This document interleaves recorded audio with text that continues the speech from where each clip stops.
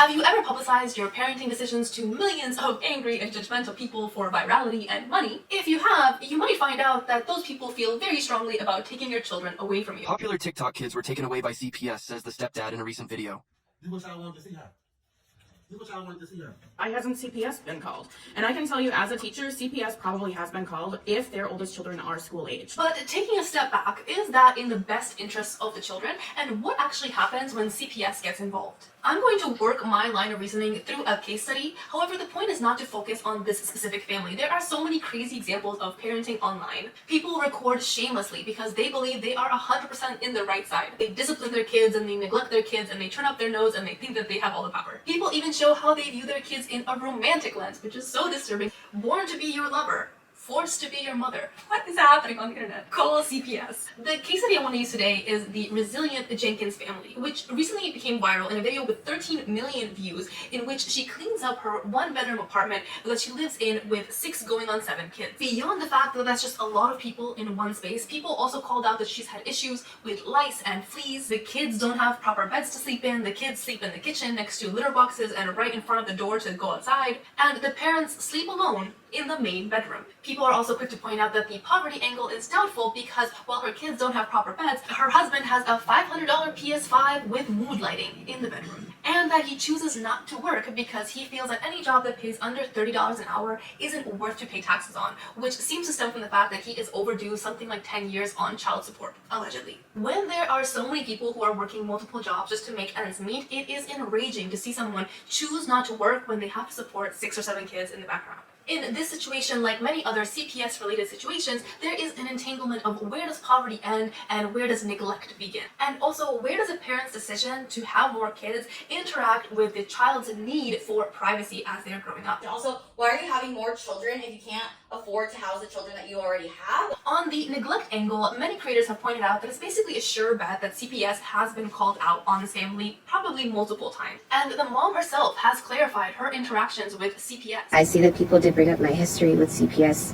If you think that that didn't teach me how to cross my T's and dot my I's, then that would be crazy. Of course, I took that knowledge and tried to grow from it and make sure that I do the best I can to provide an environment for my kids with the circumstances that I have. Her comment is interesting here because she basically talks about checking the boxes that would prevent them from having to take action against her. Here's the reason why they're not being taken. Now let me do a disclaimer. I am not a social worker. I do not work for CPS, but I am a mandated reporter, number 1. And number 2, my family has been doing foster care and working with the foster care system for multiple years, my entire life. I'm 40. What a lot of people don't understand about the foster care system is that a lot of foster families are worse off than this family. The difference is that they have a cleaner house, maybe more space, and a bed for every child. The next reason is that while the house does seem cluttered and dirty, it's not filthy. There's no feces everywhere. Maybe there's some cat urine, but that could actually happen anywhere. CPS is great in theory, but fatally flawed in practice. I've actually reported a family with a principal, the school nurse, and an officer, and CPS came back to us saying that there was nothing found and everything was fine. And this was for SA.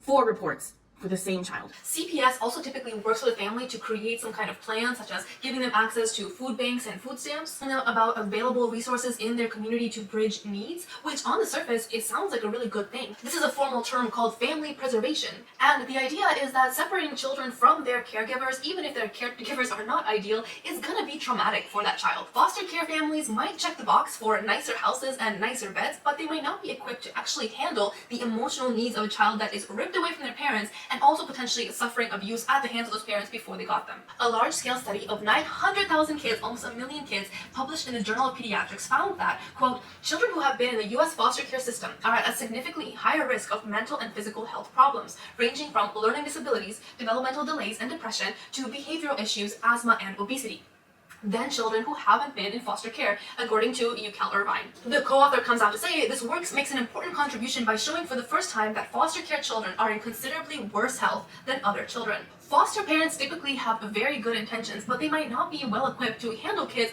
with mental and physical disorders. And that's the good foster parents. There are also many bad ones, and also kids aren't necessarily placed in a family-centered setting. They might also go into a group home. Children who come out of group homes go insofar as to say not just that, the experience was not ideal or flawed, but that the system has to be dismantled based on what they experienced in that group home. Things I was not allowed to do because I was in a group home. Part 2. Hey Steph, I'm really thirsty. Can I please have a glass of water? When was the last time you had any water? because you know the rules. It's been a few hours. I haven't had any since lunch. Okay, I'll let you have one glass, but make it your last for the time being. Staff, the fridge is still locked. Can you please unlock it? Oh, you guys are so needy. There you go. Thanks. You're welcome. That'll be your last glass for today, though, because I'm tired of opening and closing the fridge. You guys are so needy. This opinion piece in USA Today by Kayla McMillan says, I survived the foster care system. Dismantling it altogether is the only path forward. So she writes this haiku, destructive like tides, fighting to survive, God help me get by. She says, when I wrote this poem, the only thing I had in mind was the need for people to understand that group care destroys lives almost instantaneously. That is a huge statement. It tells a story, my story, but also the story of thousands of children who have been and continue to be robbed of their homes and families by the foster system. When I was a child, the New York City's Administration for Children's Services took me from my mom, changing my life forever. And not for the better. Because of ACS, I endured a prison-like environment without ever being a criminal. When I was 14 years old, ACS pulled me out of my home, community, and school and locked me up in a group home. How bad was this group home? She says children, myself included, were housed facing isolating prison-like conditions that included severe limitations on privacy and bathroom use, poor food quality, and inadequate medical care, particularly mental health care, all while feeling lonely, unsafe, and unloved. That's a very intense review because a lot of the things that she points out, such as privacy and bathroom use, food quality, access to healthcare, those are key issues that people are calling out in the Jenkins family themselves. To be very heavy-handed for a minute, which I don't like to do, but basically in some sense, trading one prison for another, but the second one lacks the caregivers who you are used to growing up with and also your siblings. The Jenkins family mother came on to TED Talk to say that she is trying to become a better mom. She shows herself playing and laughing with the kids, cleaning up the space, and otherwise cooking and taking care of the family. We talk about finding kids a better place to live, but we don't talk about being ripped away from the people who, in theory, love you the most in this world and the siblings that you are used to waking up next to every single day. If you assume the best here, and I know that's saying something, so we can't jump that far so fast, but you could be taking a child out of a warm and loving home into a place with proper beds, but not necessarily that same compassion and love that you're used to. It sounds like following the rule book instead of actually looking out for the kids. That being said, there are many reasons why these kinds of living conditions might traumatize the kids themselves, even if you assume the best of the parents. When you think about babies and small kids, they love being close to the parent. They just want to be cuddled and, they'll fight over the plate they want to use and the color socks they want to wear. But as the kids grow up, teenagers, older kids, they will start to notice things that the younger kids do not. They will watch their dad and they will decide whether or not it's right that he is choosing actively not to go to work. They will notice if the mom buys something for the dad, but not for their kids and their siblings. They'll compare themselves to their peers, and they'll also compare the allocation within the family and the attention paid to different people. That is to say, they'll decide whether or not the parent did enough, or whether they feel the parent didn't do what they should have done. I'm tired of hearing from other parents. I want to listen to the children that grew up like this. It is heartbreaking. It is really hard to know that there's so many of us that have experienced no privacy, no space to call our own, no consideration for our well-being, no priority, no care, no comfort. Undertones that are very obvious to me should be obvious to you. She's recording her child eating a sausage, half asleep.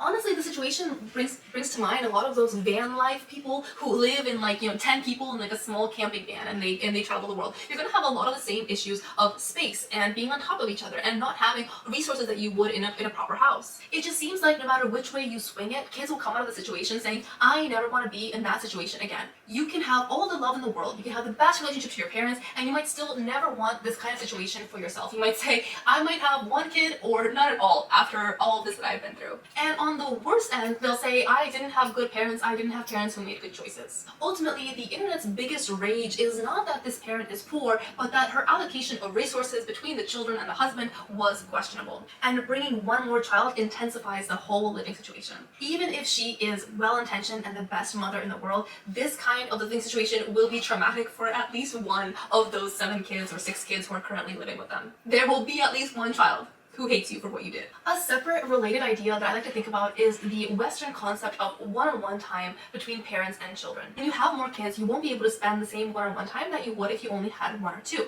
But is the one-on-one time important, or is that a Western cultural ideal? What's to say that a sibling bond or a community connection cannot serve the same purpose? And in my mind, I'm envisioning kind of the Eastern cultures where you have maybe a whole extended family living with the family and the child. Even though the child might not see the adult a lot because maybe the parents are working, they might have, lots of time spent with their grandparents or their grandparents or even their cousins. That can be a really positive thing. And then you can also easily swing to the negative side, which is like the Duggar family, all the news that are coming out about the older kids feeling that they had to parent the younger kids and how unsatisfied they were with that. So while my bias is that one-on-one time, this Western ideal, is very important, I like the idea of questioning it because it is a cultural phenomenon or a cultural idea. That is definitely a topic for a future video that I'd love to explore, but I think that ties into questioning what we're having a problem with when it comes to this big extended family living in these small, intense living quarters. I'll put that on my list for a future video, but let me know your thoughts on that. Overall, is there a win-win in a situation like this? Or is it lose, lose, lose, lose, try to make it out alive? I'm genuinely not convinced on what is the right path. And the push and pull is very interesting between everyone who is actually supporting the family by buying all their Amazon wish lists, and at the same time criticizing the family for putting themselves into that kind of situation and having other people coming to help out to buy the kids their proper beds because the husband had his PS5 and they didn't have the leftover funds to buy them those beds. What would be the ideal outcome? Let me know in the comments. Stay on it, my friends.